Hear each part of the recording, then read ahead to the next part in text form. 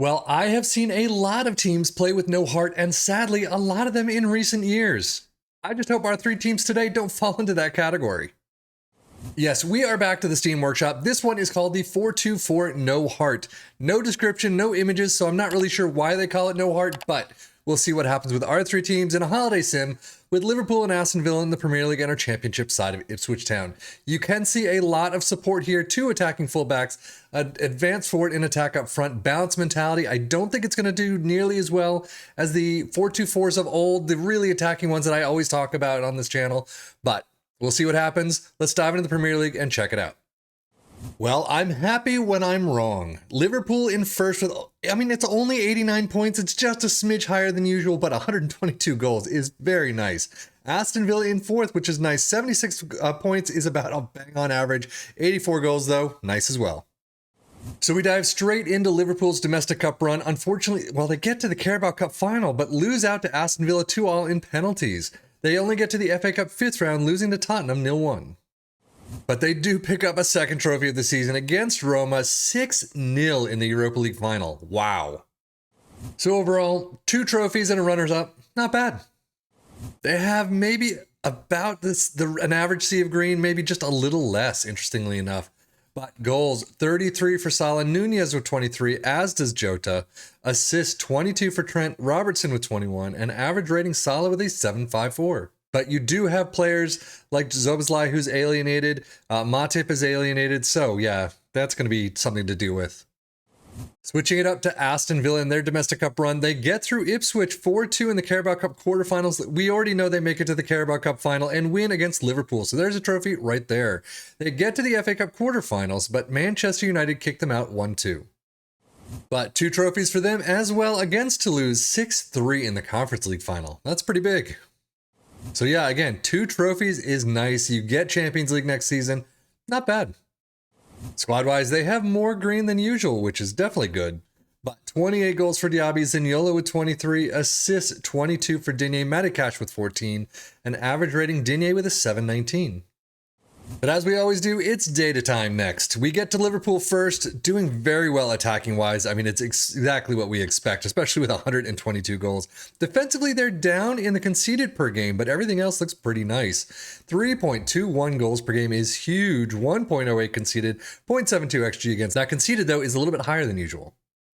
But switching over to Aston Villa, their attacking side isn't nearly as good as usual. They're fairly close to the tops. The goals are usually problematic, at least a little bit down, but overall, it's still definitely better than the Premier League average by far. Defensively, looking about average. Goals per game, 2.21. 0.97 conceded is definitely lower than usual. 1.08 XG against is actually lower as well. On to the Premier League stats. 2.34 points per game for Liverpool. Villa in fourth with 2 flat. Most goals, though, first and second, of course, with 122 for Liverpool, Villa with 84. Fewest shots against, 216 for Liverpool, Villa with 322. Most possession, Liverpool making the list with 51%. Fewest conceded, 37 for Villa, Liverpool with 41. Aston Villa tend to get a little bit better in those numbers. Most shutouts as well, Aston Villa with 18, Liverpool only with 14. And most shots for Liverpool in first with 694, 552 for Aston Villa. But now I fully expect Ipswich Town to do fairly well with this, right? Well, they did. 114 points, 123 goals. We've definitely seen higher tallies in the goal department, but overall, a pretty good championship winning season. We already saw them domestically out in the Carabao Cup quarterfinals. They did really well to get there, beating Man City, beating Wolves, getting to Aston Villa, and unfortunately losing 2-4. They got to the FA Cup third round, 2-5 loss to Leicester. That one kind of hurts. But overall, I'm not too surprised with the domestic cups. A fantastic run in the Carabao Cup, but the championship is where it's at.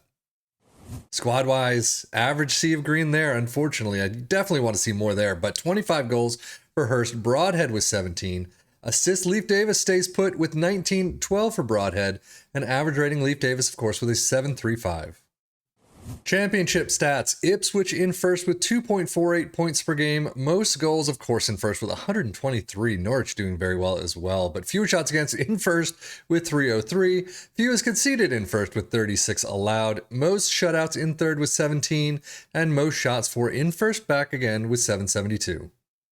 But let's dive into the tactic itself. We start out with a sweeper keeper in defend, fullbacks on the left and the right in attack with ball-playing defenders in the central spots, 2 DMs in support, nothing new. We've seen this time and time again. Inside forwards in support on both sides. Both have mark-specific position. It is that DRDL combo. We have a pressing forward in support next to an advanced forward in attack. Balanced mentality is where things differ a little bit from most of the ones I've seen. Most of the mentality that I've seen on 4-2-4s are either positive or attacking, and they do very well.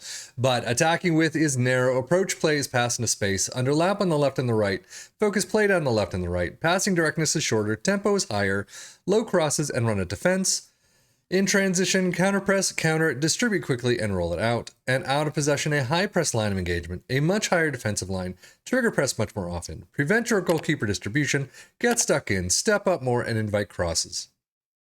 So overall, how did it do for our 3 teams? I mean, it worked very well. No question about it. Scores, goals through the roof. Points for everyone for the most part. I mean, Liverpool and Aston Villa seeing kind of average marks on the points, but still, it still worked very well for them. I think try bumping that up to maybe a positive and even attacking and see if your defensive unit can handle it. I mean, we've seen this shape. We've seen the instructions time and time again in these 4-2-4s, and they do very well. So definitely pick your favorite and see how it works for you. If you try this one, let us know in the comments below and how it worked for you. But here, it worked very well. That's it for me, though. Safi and FM for the Football Manager blog channel saying thank you as always for watching. Take care and enjoy.